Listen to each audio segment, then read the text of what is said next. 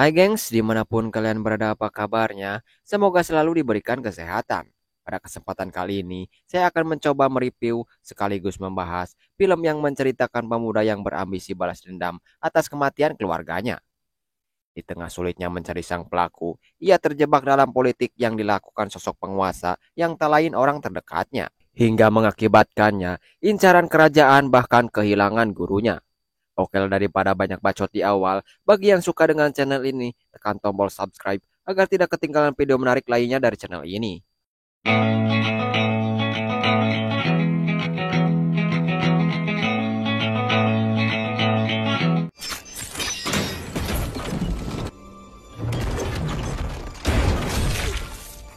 Film diawali dengan terjadinya peperangan untuk merebutkan peta harta karun yang dibuat oleh seseorang pria dari klan Odu.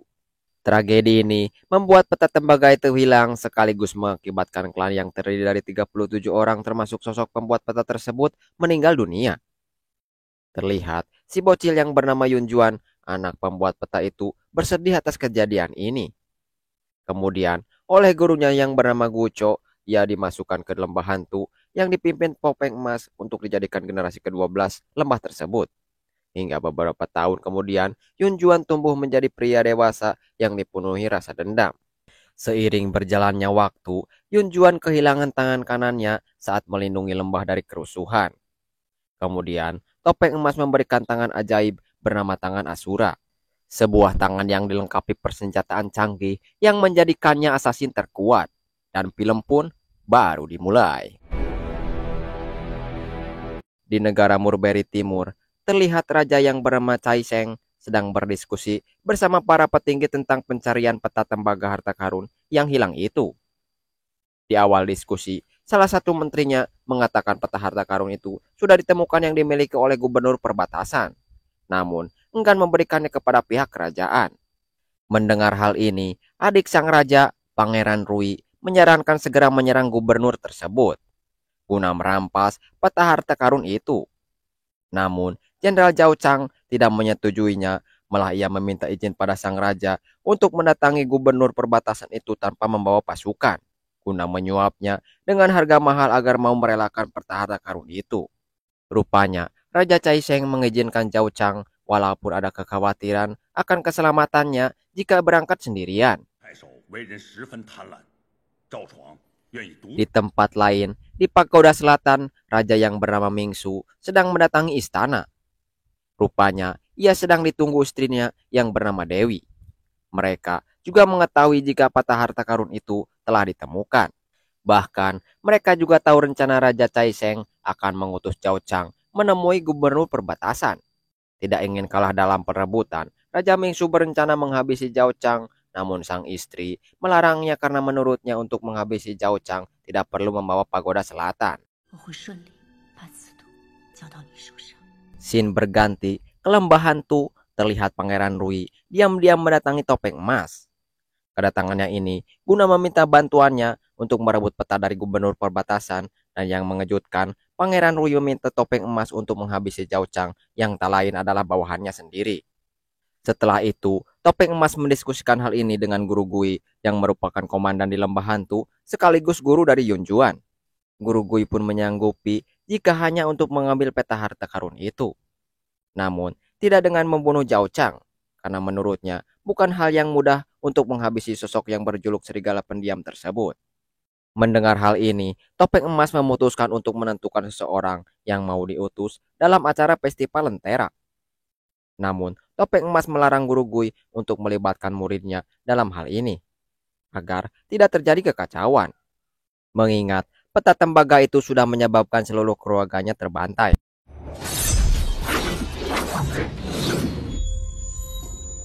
Di malam harinya, terlihat Yun Juan mendatangi festival, guna menemui sang guru karena sudah mengetahui rencana lembah hantu. Lalu, Yun Juan meminta sang guru untuk menjadikannya utusan guna mengambil peta harta karun itu. Karena menurutnya peta tersebut adalah satu-satunya petunjuk untuk mengetahui pembunuh keluarganya. Namun, sayangnya ia harus kecewa karena pihak lembah sudah menentukan seseorang yang akan diutus yang tak lain si Asep yang berjuluk hantu gunung. Keesokan harinya, si Asep dan rekannya berangkat menjalankan misinya. Tanpa disadari, Yun Juan diam-diam membututi mereka. Di tempat lain, tepatnya di perbatasan, terlihat Gubernur Gu sedang bernegosiasi dengan Zhao Chang terkait peta harta karun yang dipegangnya. Tanpa disadari, mereka berdua dalam pantauan Yun Juan berikut dalam ancaman mercon lentengan milik si Asep. Dalam perbincangan ini, Zhao Chang menawarkan 100 peti emas untuk ditukar dengan peta harta karun tembaga itu. Namun, sayangnya, rupanya penawaran ini tidak membuat sang gubernur tertarik hingga ia pun menolaknya. Lalu, di tengah asiknya mereka berdiskusi,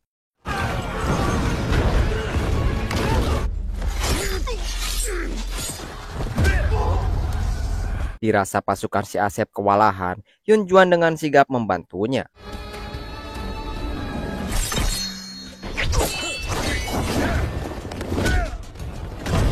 Akhirnya, Yun Juan berhasil memukul mundur Zhao Chang, akan tetapi di saat Yun Juan hendak menghabisinya,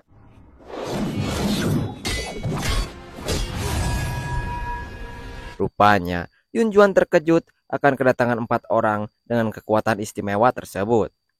Dirasa waktunya belum tepat, Yun Juan berusaha mundur dari pertempuran. Usai menghindar, Yun Juan teringat tasbih milik Zhao Chang yang menurutnya familiar. Di malam harinya, untuk menghilangkan stres menghadapi teror, Gubernur Gu ditemani pasukannya mendatangi hiburan malam guna menyemprotkan cairan kental dari cacingnya. Dengan peta harta karun yang ia miliki, para bacil pun berebut untuk merelakan lapis mereka. Namun, nasib baik menyertai gadis yang bernama Mengdi karena terpilih sebagai eksekusi cacing gubernur. Tapi, tiba-tiba, dan ya, seketika Gubernur Gumodar dan Mengdi pun berhasil mengambil peta harta karun tersebut. Akan tetapi, ia terkejut karena perbuatannya ini diketahui sosok bertopeng yang tak lain adalah Yun Juan. Tidak hanya itu, Yun Juan juga mengetahui jika Mengdi ini sedang menyamar. Karena penyamarannya ini sudah diketahui, Mengdi pun membuka wajah palsunya tersebut. Ternyata, sesuai dengan KTP-nya, namanya bukan Mengdi, melainkan Mengseng yang juga dari lembah hantu. Lalu, Yun Juan meminta Mengseng menyerahkan peta harta karun itu. Usai menerima peta, mereka dikagetkan dengan penyerangan di luar yang dilakukan oleh berjuluk Hakim Putih. Mengetahui Yun Juan ada di dalam, Hakim Putih menyuruhnya untuk keluar dan meminta peta harta karun yang dipegangnya. Namun, Yun Juan menolak permintaan sang hakim. Hal ini membuat Hakim Putih marah, bahkan menganggapnya sebagai pengkhianat lembah. Hingga kemudian Hakim Putih menyerangnya dengan pisau. Dirasa serangan itu mengenai sasaran, Hakim Putih masuk untuk melihatnya. Namun, sayang serangannya mengenai Gubernur Gu. Sementara Yun Juan berhasil meloloskan diri. Sedangkan Hakim Putih dikejar aparat karena dianggap pelaku pembunuhan. Di tengah pelariannya, Yun Juan bertemu sang guru yang memang sudah menunggunya. Guru Gui mengatakan jika topeng emas sudah menganggap Yun Juan telah melanggar aturan lembah, bahkan menganggapnya sebagai pengkhianat karena upayanya merebut peta harta karun tanpa seizinnya. Walaupun menjabat sebagai komandan, Guru Gui tak kuasa menangkapnya karena ia begitu menyayangi muridnya tersebut, hingga kemudian menyuruhnya lari. Namun, sebelum pergi, ia mengatakan agar Yun Juan berhati-hati sebab ada utusan lembah yang siap menangkapnya dengan kesaktian di atas rata-rata yang bernama Hakim Hitam. Singkat waktu, terlihat mereka sedang berada di warung guna mengisi perut mereka. Di tengah asiknya makan, Mengdi alias Mengseng memberikan kartu dari lembah yang bertuliskan perintah mengambil peta harta karun dari Gubernur Gu untuk dikirim ke Papilun 8 Dewa. Kemudian, Mengseng bertanya pada Yun Juan terkait kronologi tangannya yang menurut info dipotong oleh kekasihnya. Namun, Yun Juan enggan menjawab karena trauma akan kejadian tersebut. Tapi yang jelas, menurut Yun Juan, dirinya dan kekasihnya hanya sama-sama korban. Keesokan harinya, ketika Yun Juan hendak pergi, Mengseng memberi nasi goreng sebagai bekal di perjalanan. Terlihat dari tatapannya mereka sudah merasakan jatuh cinta. Lalu, mengetahui dirinya akan berpisah, Mengseng berkata, "Semoga kita bisa bertemu lagi ya, A, agar bisa adu mekanik segacor-gacornya." Setelah melewati berbagai desa, akhirnya Yunjuan sampai ke alamat yang tertulis di kartu milik Mengseng, yang tak lain yaitu Papilun 8 Dewa. Di dalam pavilion, terlihat Pangeran Rui sudah menunggu. Di sana, Yunjuan mengaku sebagai utusan lembah yang ditugaskan mengambil peta harta karun dari Gubernur Gu atas pesanan Pangeran Rui sebelumnya. Kemudian Pangeran Rui meminta peta tersebut, namun sebelum memberi, Yunjuan menanyakan seseorang yang mengutus 4 pendekar barat yang membuat 5 kerabat lembahnya itu modar. Pangeran Rui pun menjawab jika dirinya tidak mengetahui hal tersebut. Mendengar jawaban ini, Yunjuan pun enggan memberikan peta tersebut. Melihat Yunjuan ngeyel, Pangeran Rui mengeluarkan Mengseng yang berhasil disandra. Kemudian ia mengancam akan menguliti wajah Mengseng kayak domba kurban. Di tengah ketegangan ini, tiba-tiba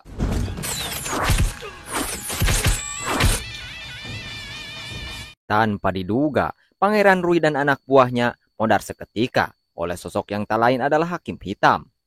Kemudian, Hakim Hitam yang merupakan seniornya menyuruh Yunjuan kembali ke lembah, bahkan ia mengancam akan menyerang Yunjuan jika menolak ajakannya tersebut. Mendengar ancaman ini, Yunjuan pun menyuruh Hakim Hitam bersiap-siap menghadapi tangan asyuranya.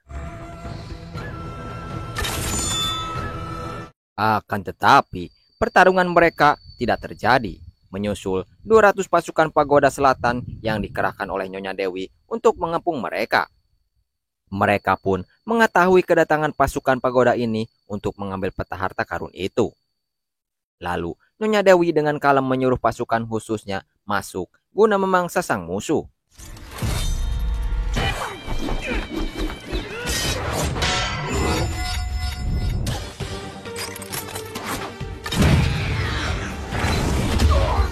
Dengan begitu mudahnya, mereka menghabisi pasukan pagoda tersebut. Mengetahui rekan-rekannya kalah, pasukan pagoda menghujani mereka dengan panah, bahkan berinisiatif merobohkan papilun itu dengan tali yang ditarik pasukan berkuda.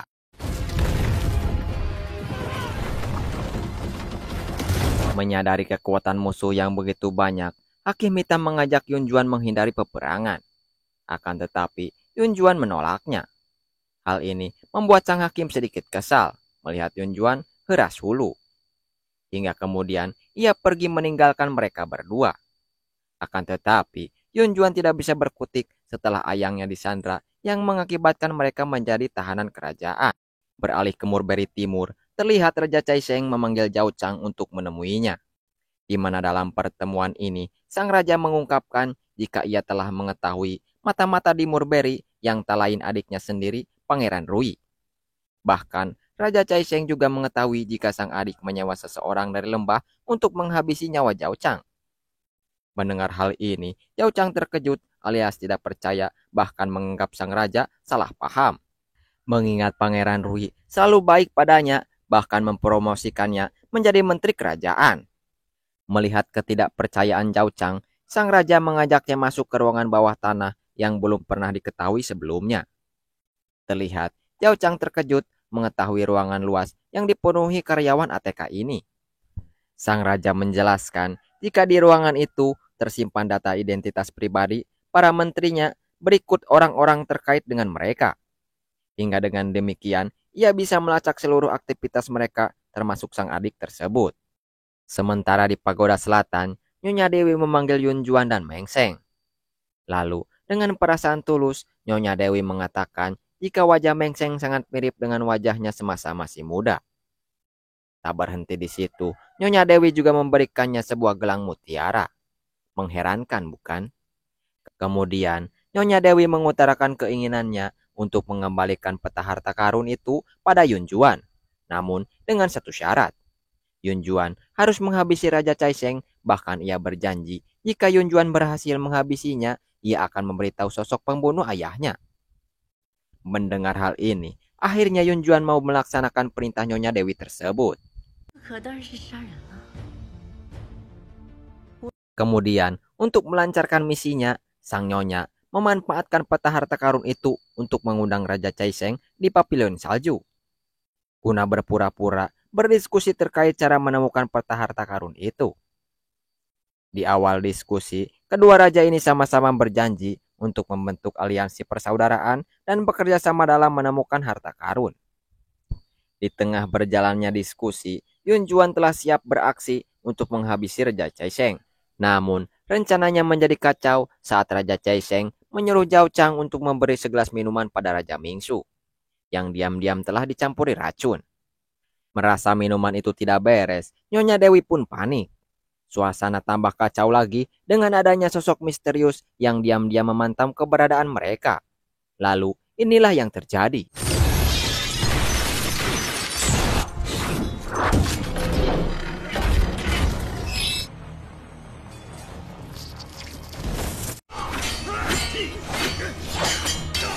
Kemudian, Yun Juan menyerang sosok patua misterius itu.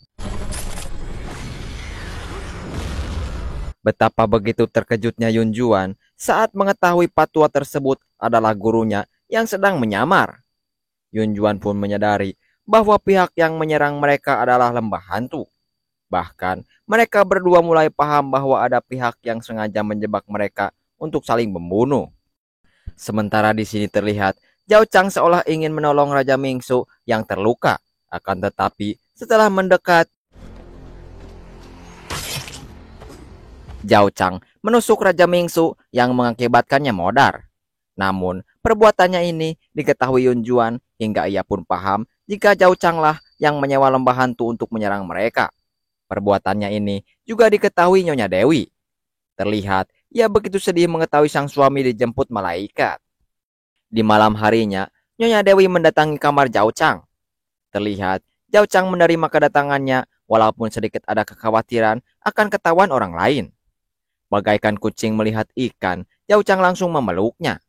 Tanpa ia sadari, di atas ruangannya ada Yun Juan yang mengungkap jati diri sang jenderal yang dinilai penuh misteri. Benar saja, dari pertemuan mereka berdua ini, Yun Juan mengetahui rahasia besar yang sudah lama tersimpan. Bahkan dikaruniai seorang putri namun hilang entah kemana.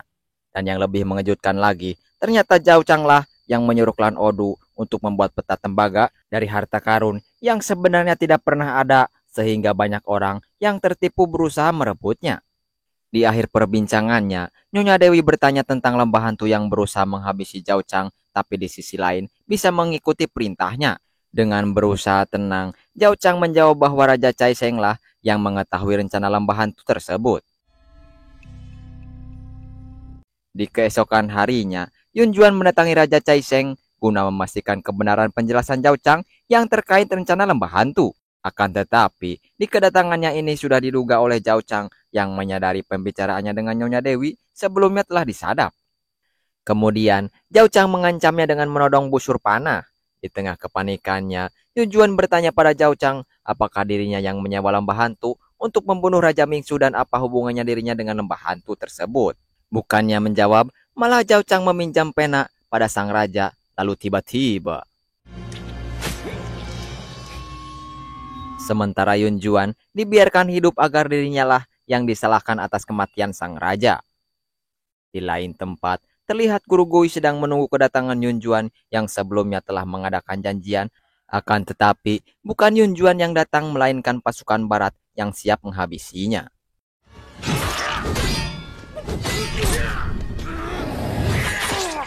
Lalu, betapa terkejutnya Guru Gui mengetahui dalang penyerangan ini adalah topeng emas yang tak lain atasannya di lembah hantu. Lebih terkejutnya lagi, dia mengetahui tasbih yang dipakai topeng emas mirip dengan Zhao Chang. Di tengah ajal menjemput, Guru Gui sudah pasrah dan menyuruh topeng emas menusuknya dengan pedang miliknya. Tak lama kemudian, Yun Juan mendatangi sang guru yang sudah tak berdaya. Namun, sebelum modar, sang guru berkata jika topeng emas mempunyai tasbih yang mirip dengan milik Zhao Chang. Ia pun memberi tasbih itu pada Yun Juan yang sempat diambil waktu dirinya ditusuk. Kejadian ini membuat Yun Juan marah dan memacu adrenalinnya untuk balas dendam pada topeng emas. Di tengah kemarahannya, Yun Juan teringat dengan ucapan topeng emas di lembah hantu sewaktu dirinya masih ingusan. Aku tidak menggunakan senjata, tapi sebuah rencana, karena rencana bisa merubah era. Di sisi lain, Zhao Chang mengirim surat kepada Nyonya Dewi yang berisi ucapan selamat karena telah menjadi penguasa Pagoda Selatan.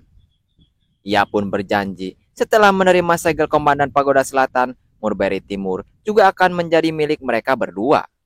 Zhao Chang juga mengundang Nyonya Dewi untuk datang dalam acara penyerahan segel komandan di istana mantan suaminya tersebut.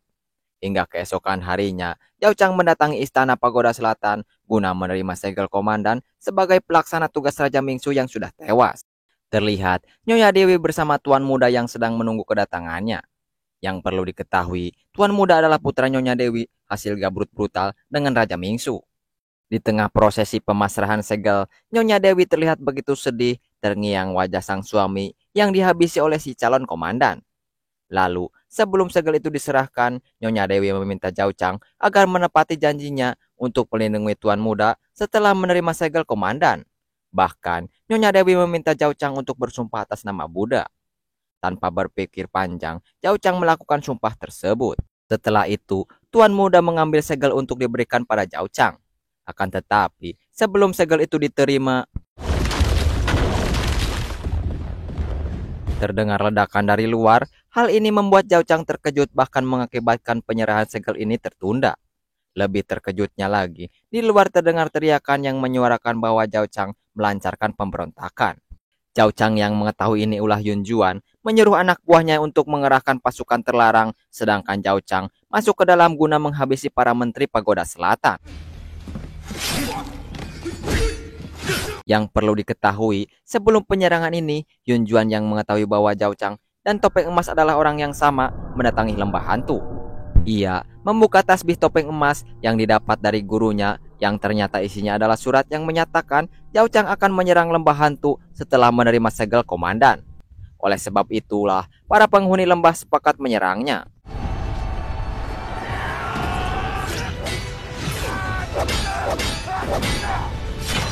Di dalam istana, terlihat Nyonya Dewi menemui Zhao Chang. Mengetahui Zhao Chang akan menghabisi tuan muda, Nyonya Dewi dengan penuh ketulusan berusaha menyadarkan sang mantan suami itu dan mengajaknya kembali hidup bersamanya seperti dulu. Akan tetapi, Zhao Chang yang sudah dibutakan jabatan menolak ajakan tersebut.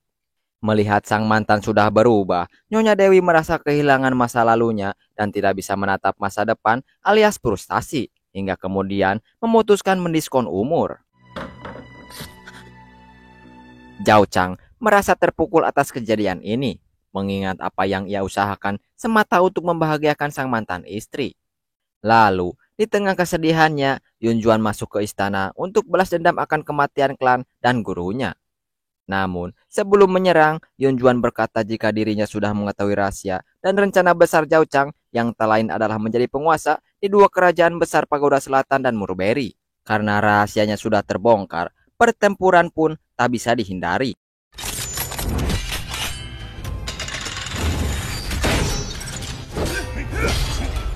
Di saat Yun Juan sedang bertarung, Hakim Hitam yang berada di luar juga menjalani pertarungan. Namun, sayang meskipun mampu menghabisi pasukan terlarang itu, Hakim Hitam juga gugur dalam perang ini.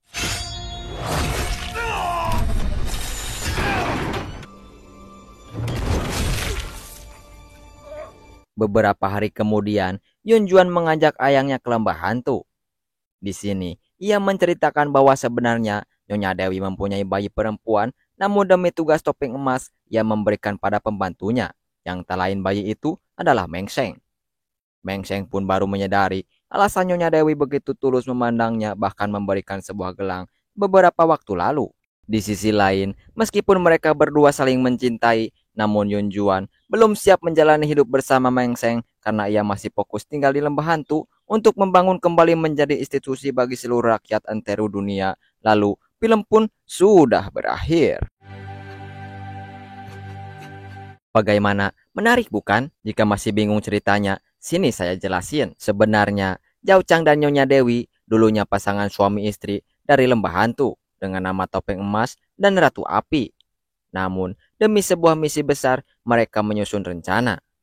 Zhao Chang menyuruh klan Odu membuat peta harta karun yang tidak pernah ada. Hal ini bertujuan untuk menimbulkan kekacauan antara dua negara besar Murberi Timur dan Pagoda Selatan dalam memperebutkan peta harta karun tersebut, hingga mengakibatkan terbantainya klan Odu pembuat peta itu.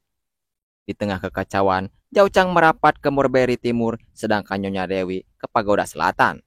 Sementara bayinya diberikan kepada pembantunya di Lembah Hantu. Kemudian, Zhao Chang memanfaatkan peta itu sebagai umpan untuk memancing pemimpin Pagoda Selatan dan Murberi Timur untuk bertemu dan membunuhnya, agar dirinya bisa menjabat sebagai komandan untuk kemudian menyerbu Lembah Hantu dengan pasukan besar dari dua negara tersebut, agar tidak ada golongan kuat yang bisa menghalangi ambisinya untuk menjadi penguasa.